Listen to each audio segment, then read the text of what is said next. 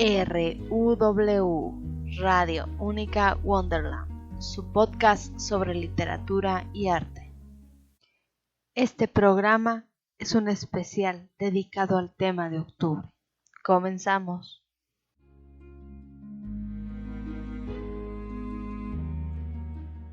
Libros con la palabra cementerio en el título.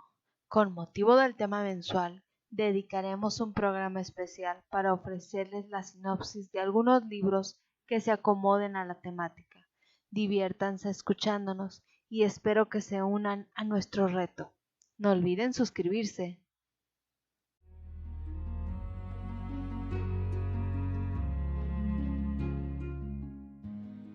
Cementerio de animales de Stephen King. Church estaba allí otra vez, como Louis Creed temía y deseaba, porque su hijita Ellie le había encomendado que cuidara del gato, y Church había muerto atropellado. Louis lo había comprobado. El gato estaba muerto, incluso lo había enterrado más allá del cementerio de animales. Sin embargo, Church había regresado y sus ojos eran más crueles y perversos que antes, pero volvía a estar allí y Ellie no lo lamentaría.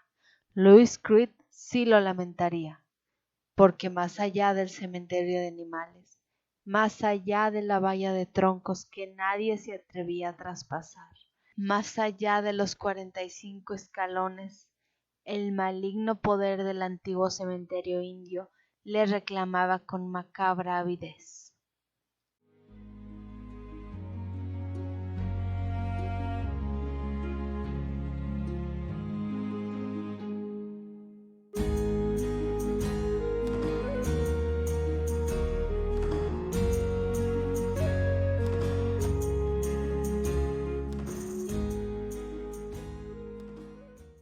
El libro del cementerio de Neil Gaiman. Hace falta todo un cementerio para criar a un niño. Escuchad esta trágica historia. Una familia que duerme, un asesino sin compasión y una criatura aventurera. Un huérfano que escapa de la muerte. ¿O no? El pequeño escapa del peligro y consigue gatear hasta lo más alto de la colina. Detrás de la valla que se encuentra, existe un lugar oscuro y tranquilo, un cementerio lleno de una vida especial. El niño es recibido allí donde los muertos no duermen y todos los que allí habitan deciden brindarle su protección, porque fuera, tras la valla que separa a la ciudad de sus fantasmas, el asesino vil espera pacientemente.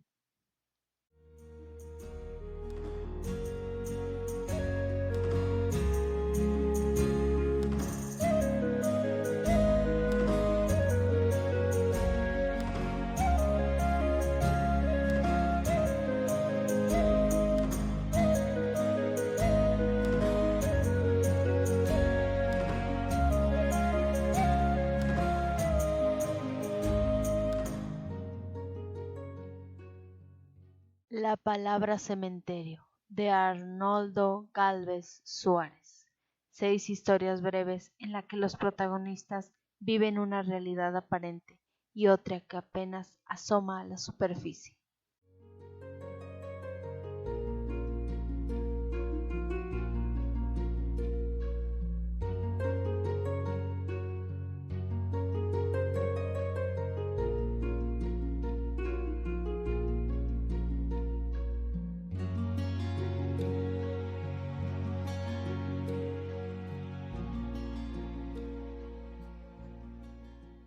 El cementerio de los suicidas, de Manuel Hurtado Marjalizo.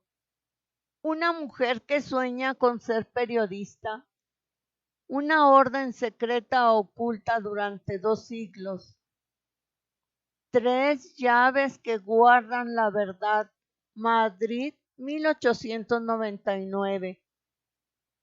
Saturnino de la Vega aparece ahorcado en la trastienda de su librería.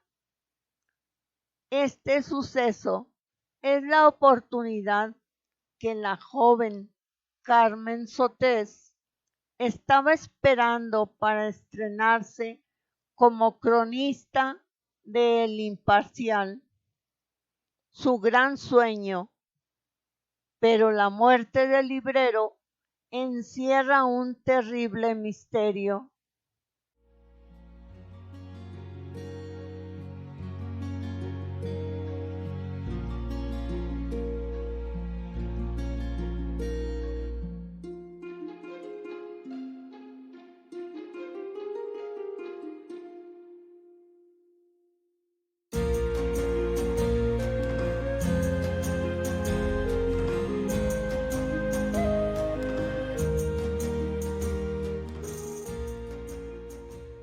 El cementerio vacío de Ramiro Pinilla.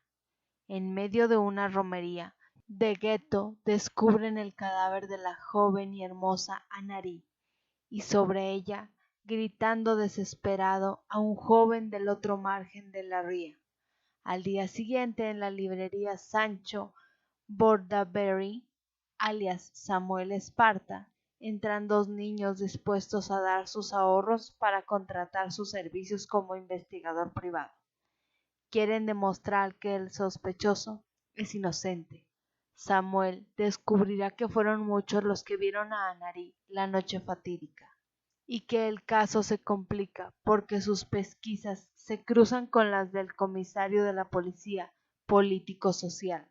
Por si fuera poco, se dará de bruces con la persistente leyenda popular sobre los cementerios costeros, que vierten sus cadáveres al mar, donde tal vez los amantes vivan juntos en la eternidad.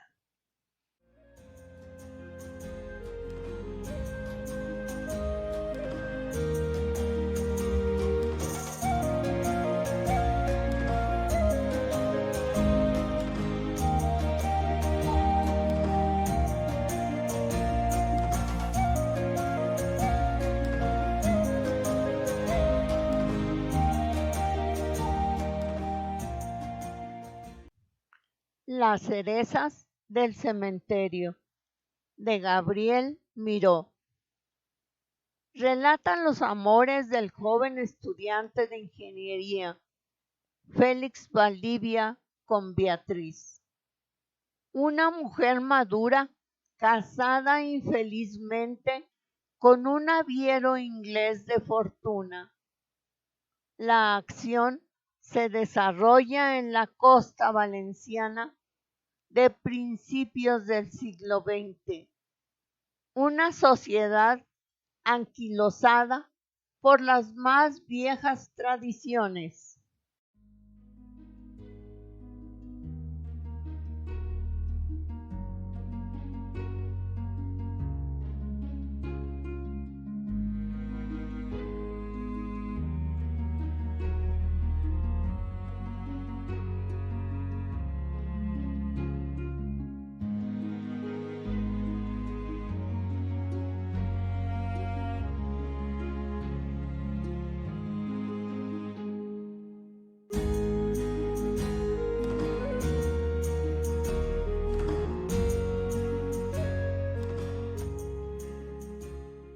Las flores del cementerio, de Esmeralda Rollo Polo. Virginia Collado, un fantasma que distorsiona la vida, la realidad de los personajes de esta novela.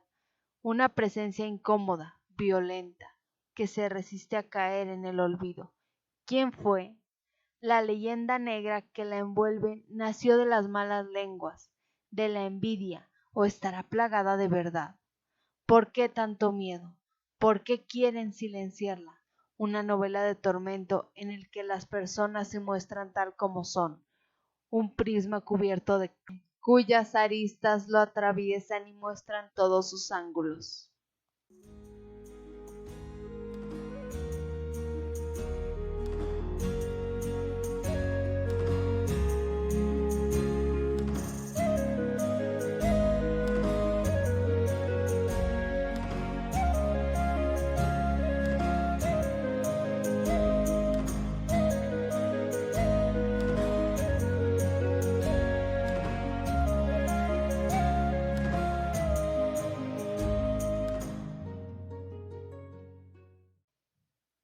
El cementerio de las Hespérides de Lindsay Davis. La vida le sonríe a Flavia Albia y su pareja, Manlio Fausto, pero el nuevo trabajo de este como contratista comienza con un problema. En el jardín de las Hespérides aparecen los huesos de un mozo de taberna desaparecido años atrás. Albia decide investigar y para ello se interna en la vida real de las calles de Roma, donde las tabernas son burdeles.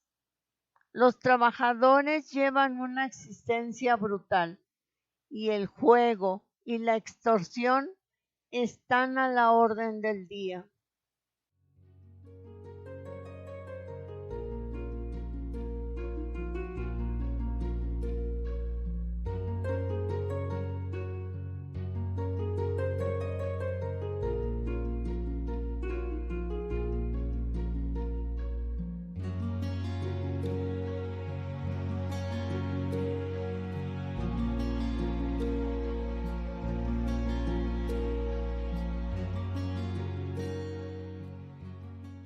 El cementerio fantasma de Daniela Serrano García.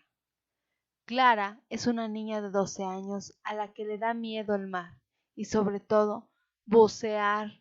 Para Clara no hay nada peor que meter la cabeza en el agua y ver un mundo extraño. Pero cuando sus padres la apuntan a un pequeño curso de buceo, la vida de Clara cambia para siempre. Buceará todos los días descubriendo cosas maravillosas, desde un enorme kraken hasta un cementerio fantasma.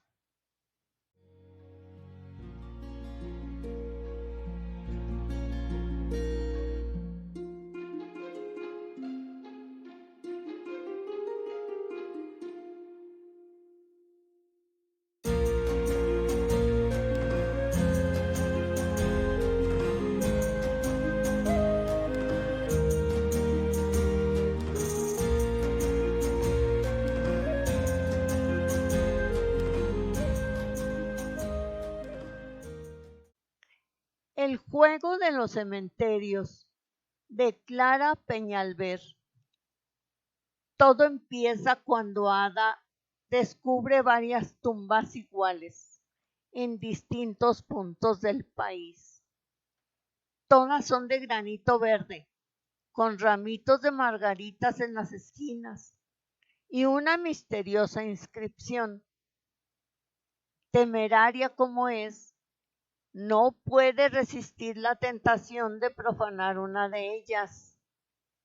Lo que encuentra es escalofriante.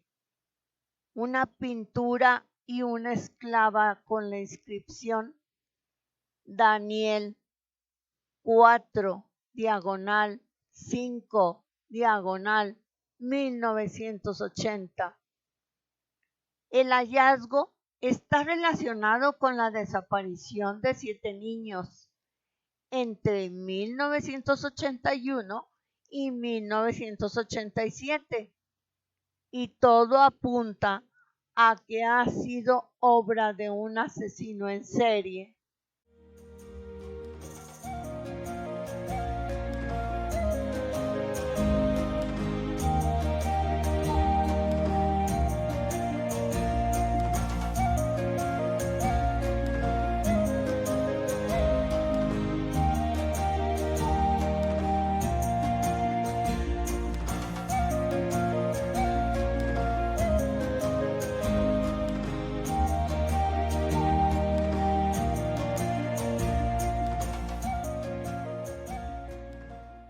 Cementerio para lunáticos de Ray Bradbury. Un prestigioso guionista de ciencia ficción es contratado por uno de los grandes estudiosos de Hollywood. Recibe una invitación anónima que lo conduce a un cementerio separado de los estudios por una mera pared y al descubrimiento de un cuerpo congelado en el tiempo y listo para trepar desde la ciudad de los muertos a la ciudad de la luz. Un extraño misterio va desplegándose a través de una serie de raros encuentros. Un director con monóculo, un actor que ha interpretado el papel de Jesús, fanáticos cazadores de autógrafos y un genio de los efectos especiales.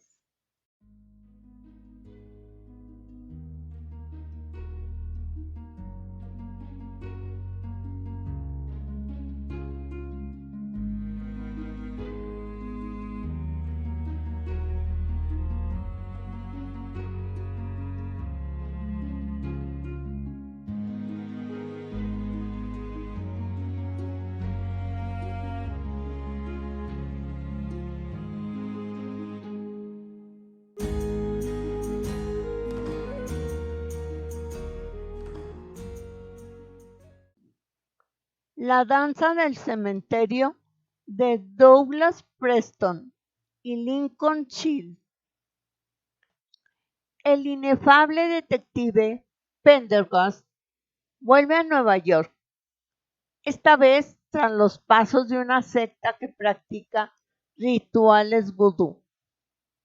Un periodista muere acuchillado en su piso, pero las cámaras de seguridad del edificio han registrado al asesino.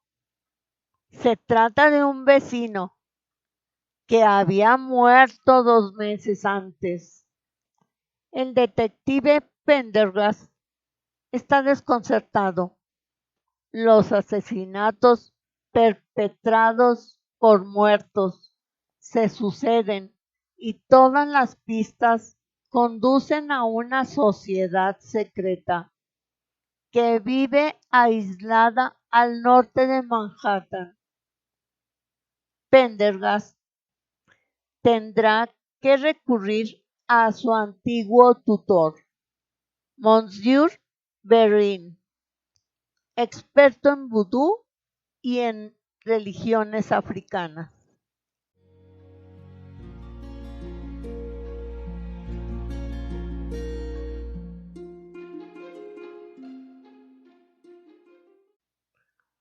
Ahora continuaremos con la lectura de Arsène Lupin.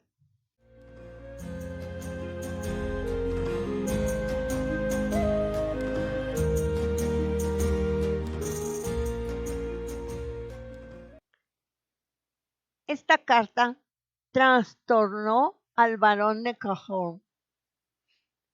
Firmada por cualquier otra persona, aquella le hubiera dejado considerablemente alarmado. Pero, firmada por Arsène Lupin, lector asiduo de la prensa, estaba al corriente de todo cuanto ocurría en el mundo, en hechos de robos y crímenes, y no ignoraba nada con respecto a las hazañas del infernal ladrón.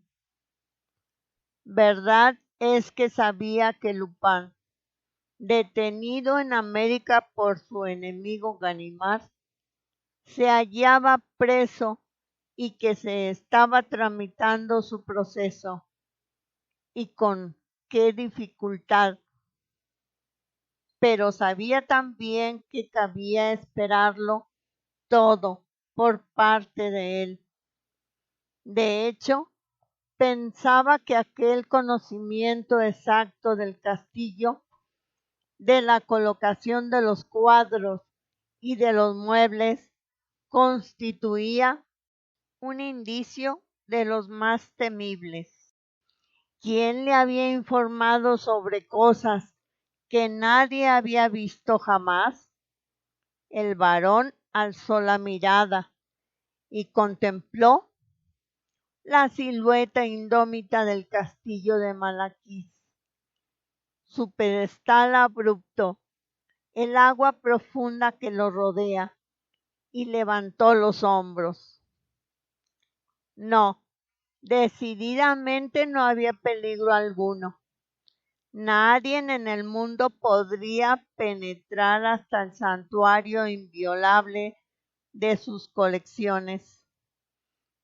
Nadie, sí, pero ¿y Arsène Lupin?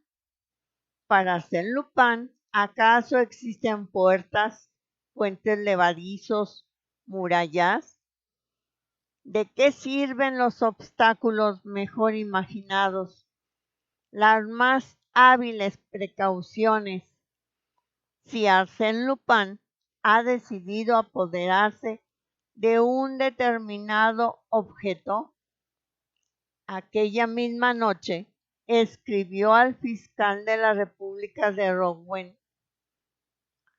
Le envió la carta con las amenazas y pidió ayuda y protección. La respuesta no tardó en llegar.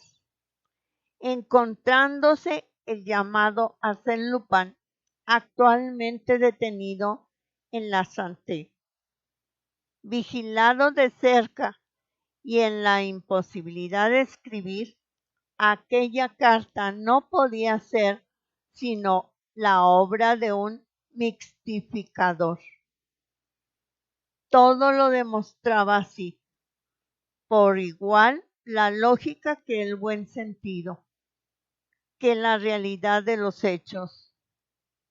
Sin embargo, y por exceso de prudencia, se había comisionado a un perito en el examen de la escritura, y éste declaró que, a pesar de ciertas analogías, aquella escritura no era la del detenido. A pesar de ciertas analogías. Estas palabras se grabaron especialmente en el pensamiento del varón, pues en ellas veía la declaración de una duda que, en su concepto, debiera ser suficiente para que la justicia interviniese. Sus temores se exasperaron. No cesaba de releer la carta. Yo mismo haré proceder a su traslado, y aquella fecha exacta, la noche del miércoles 27 al jueves 28 de septiembre. Lleno de sospechas y taciturnos, el varón no se había atrevido a confiarse a sus criados, cuya devoción hacia él no le parecía hallarse al abrigo de toda prueba.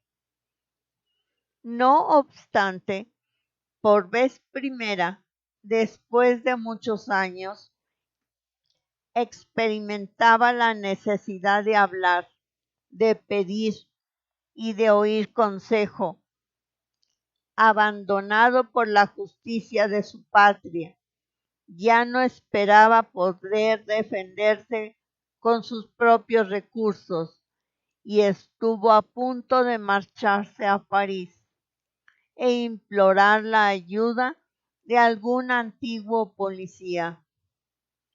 Los días pasaron. Al tercero, mientras leía sus periódicos, se estremeció de alegría. Le Réveil de Caudebec publicaba este suelto: tenemos el placer de que se encuentre entre nuestras murallas, pronto hará 3 semanas. El inspector jefe Ganimard, uno de los veteranos del servicio de seguridad. El señor Ganimard, al cual la detención de Arsène Lupin, su más reciente proeza, le ha valido fama en toda Europa. Descansa aquí de sus prolongadas tareas, pescando gobios y brecas. Ganimard, he ahí al auxiliar que buscaba el barón de Cahun, quien mejor que el hábil y paciente Ganimard sabría hacer malograr los proyectos de Lupin. El barón ya no dudó más. 6 kilómetros separaban el castillo de la pequeña ciudad de Caudebut. Los recorrió con paso alegre, como un hombre estimulado por la esperanza de la seguridad. Tras varios intentos infructuosos para descubrir la dirección del inspector jefe, se dirigió a las oficinas de Rebate, situadas en medio del muelle. Allí encontró al redactor que había escrito la gacetilla, el cual, acercándose a la ventana, exclamó: Ganimard, ¿puede estar usted seguro de encontrarle a lo largo del muelle, con la caña de pescar en la mano? Es ahí donde yo entablé conocimiento con él y donde leí por casualidad su nombre grabado en la caña. Escuche, es aquel viejecito que se divisa allí, bajo los árboles del paseo. El que lleva una levita y sombrero de paja. Exactamente. Ah, es un tipo extraño, que no tiene nada de hablador y es más bien malhumorado.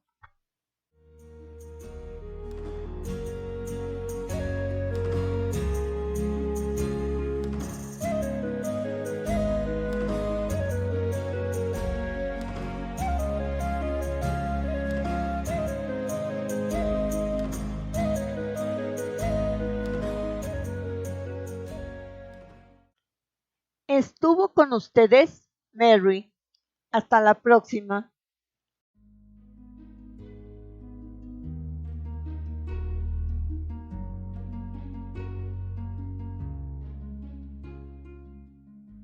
Espero que con todas estas recomendaciones se decidan a leer algún libro para el tema mensual. No lo tomen como una obligación, véanlo como una meta, la cual sentirán tal como un deportista siente una carrera corta, un paso a la vez y con el mejor ánimo. No olviden suscribirse a nuestro canal. ¡Chao!